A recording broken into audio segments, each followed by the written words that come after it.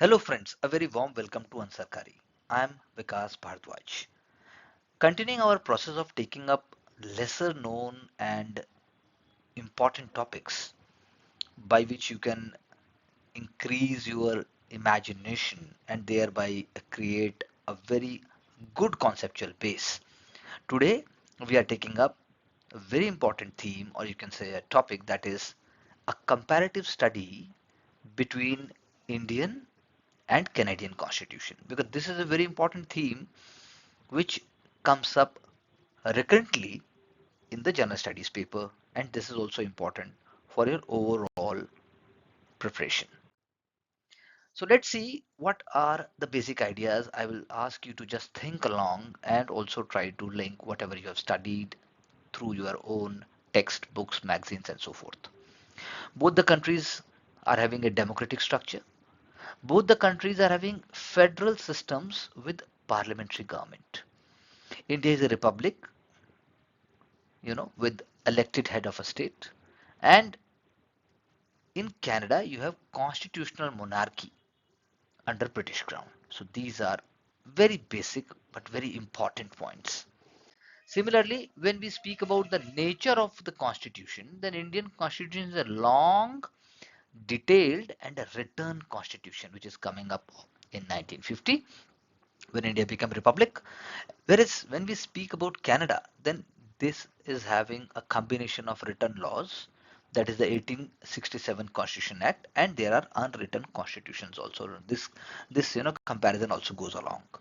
Similarly, when we speak about very important concept, that is of the federal structure, then we have to understand India is having a quasi federal structure, because we have discussed and we also know that India is having a tilt toward a strong center, and states are having powers, they are having autonomy, but it is limited in nature. That is why Indian federalism represents asymmetric ideas also, whereas in case of Canada, provinces are enjoying a very significant autonomy.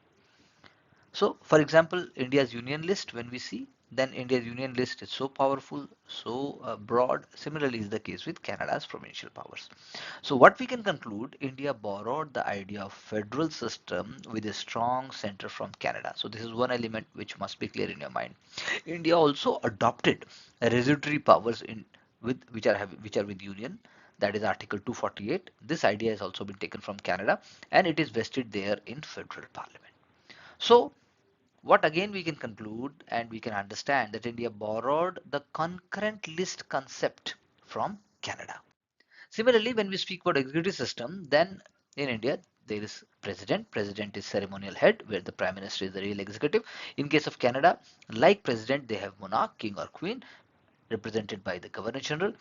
Plus, they are also having a prime minister. So in India, when we say appointment of governors, it is similar to Canada's lieutenant governors. In India, governors are appointed by the union to represent the center in states. It is a very, very important post. That's what we know. In case of legislature, we say that in India we have a bicameral setup. We know we have Lok Sabha and Rajya Sabha. In Canada also they are having a bicameral setup, that is House of Commons and Senate.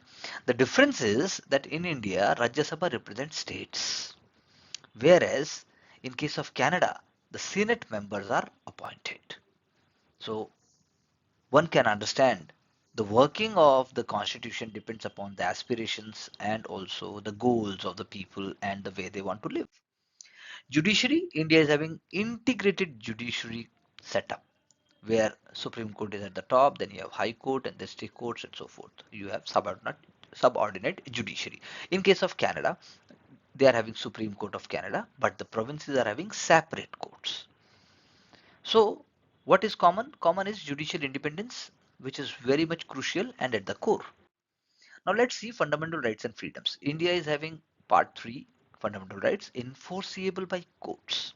Whereas Canada is having Charter of Rights and Freedoms. This is having similar protections. The difference is that India is also having DPSP, which is not there.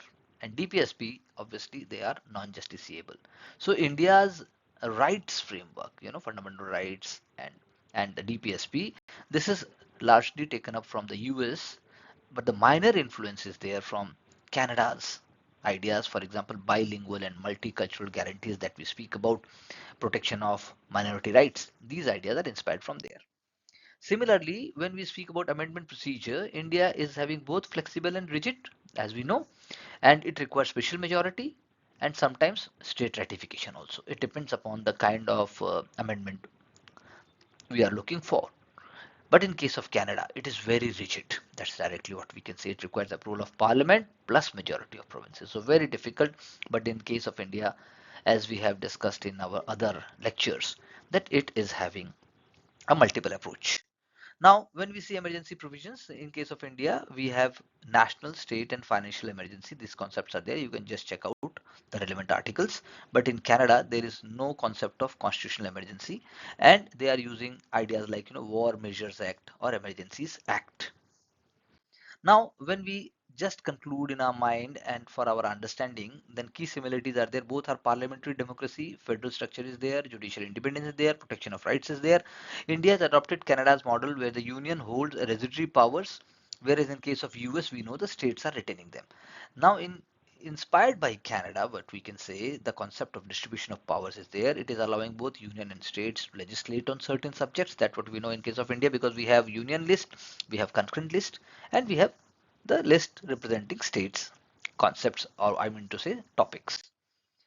But let's see the differences also. The differences is republic versus monarchy that we have discussed, return versus mixed constitution, and India is having concurrent list, which is not there, and strong center is there, whereas in Canada there are strong provinces. Emergency provisions versus statutory acts, India emphasized on fundamental rights and DPSP, and Canada was not having these ideas in the original constitution. So what we can conclude, both the constitutions reflect their unique historical and political context. India is focusing upon unity in diversity, whereas Canada is balancing between provinces and federal authority.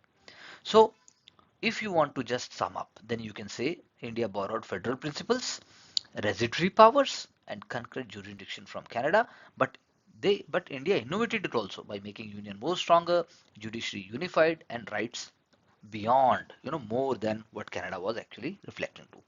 So these are the ideas what we can say that are reflected through this chart also. You can just have a look at it. You can make your own chart also, and thereby clearing your all doubts and concepts. And this short note is going to help you for the examination. Thank you very much.